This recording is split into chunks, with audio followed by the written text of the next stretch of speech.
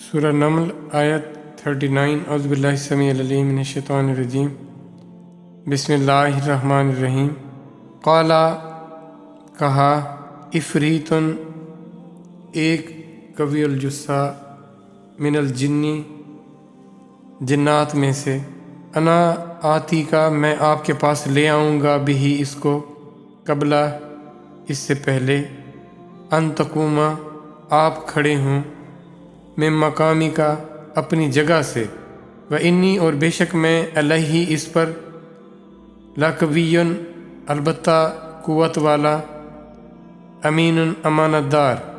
جنوں میں سے ایک قوی ہیکل دیو نے کہا میں اسے آپ کے پاس لے آتا ہوں اس سے پہلے کہ آپ اپنی اس مجلس سے اٹھیں، اور میں یقیناً اس کام کے لیے طاقت بھی رکھتا ہوں اور امانت دار بھی ہوں۔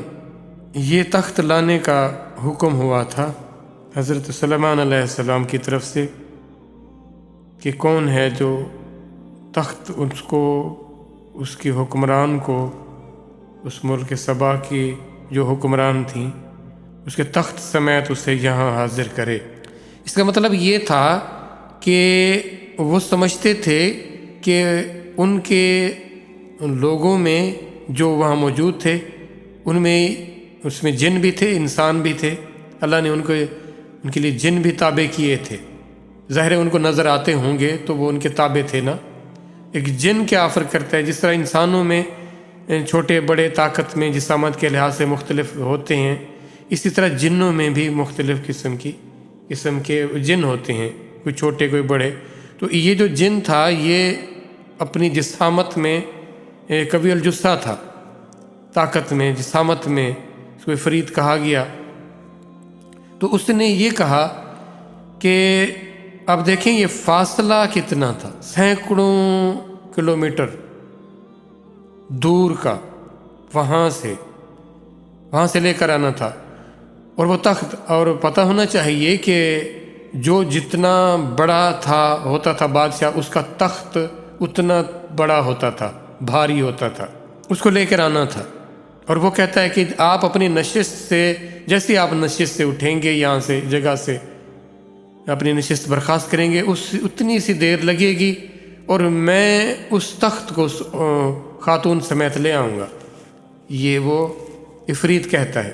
وہ یہ کہتا ہے کہ مجھے یہ ایسا کرنے کے لیے میرے پاس طاقت بھی ہے، اور میں اس کام کو بخوبی بجا لاؤں گا، میں اس میں کوئی بددیانتی نہیں کروں گا، میں امانت داری کروں گا اور اپنا کام پوری نیک نیتی کے ساتھ کروں گا۔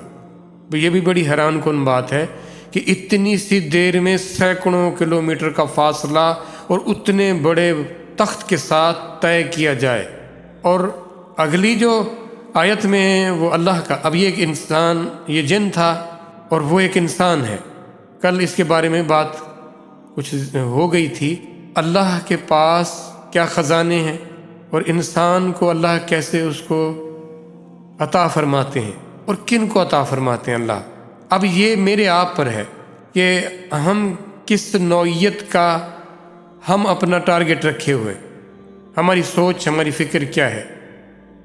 کسی بھی کام کو کرنے کے لیے مختلف راستے ہیں، مختلف واسطے ہیں۔ ہم انسان کے پاس مشقت کا راستہ بھی رکھا گیا، تگ و دو کا راستہ بھی رکھا گیا، اور اس کے لیے آسانی کا راستہ بھی رکھا گیا۔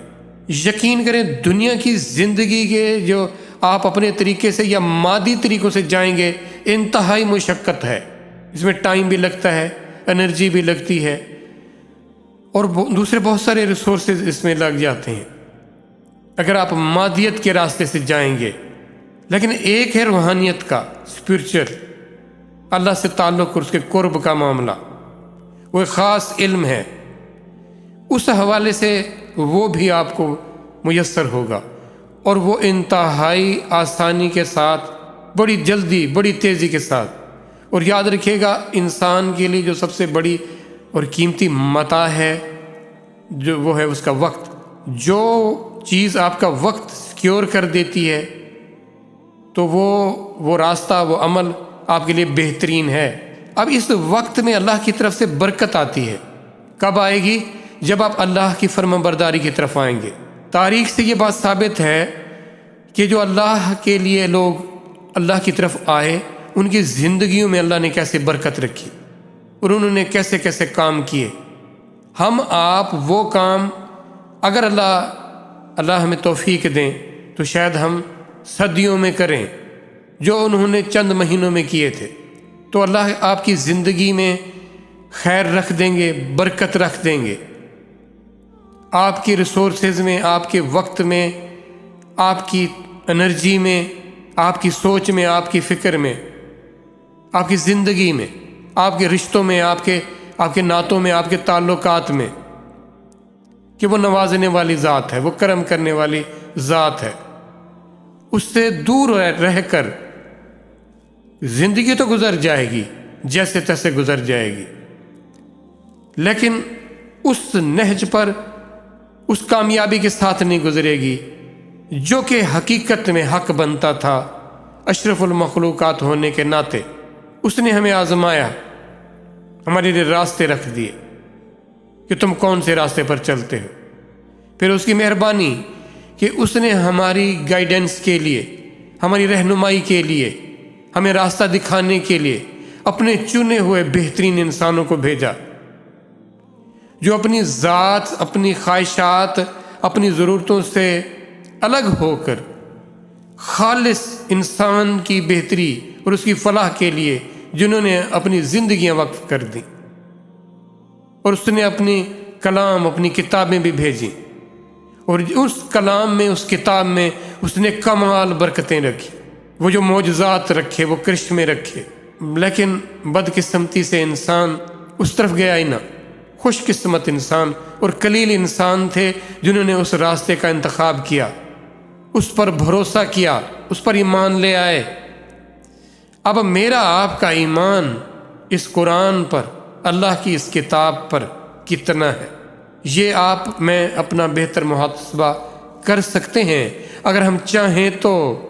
دیکھیں وقت کیسے تیزی کے ساتھ ختم ہو رہا ہے، یہ جو مہلت ہے وہ تمام ہو رہی ہے۔ ہم نے لوٹ کر اللہ کے پاس جانا ہے، ہمیں اپنے لوٹنے کا اور کس ذات کی طرف لوٹنا ہے، ہم کس کی ملکیت میں ہیں، یہ اس کو اتنی اہمیت نہ دی۔ کھلونوں میں جیسے بچہ بہل جاتا ہے، ہم بھی ویسے دنیا میں بہل گئے اور سمجھتے رہے کہ ہم بڑے بھلے کام کر رہے ہیں۔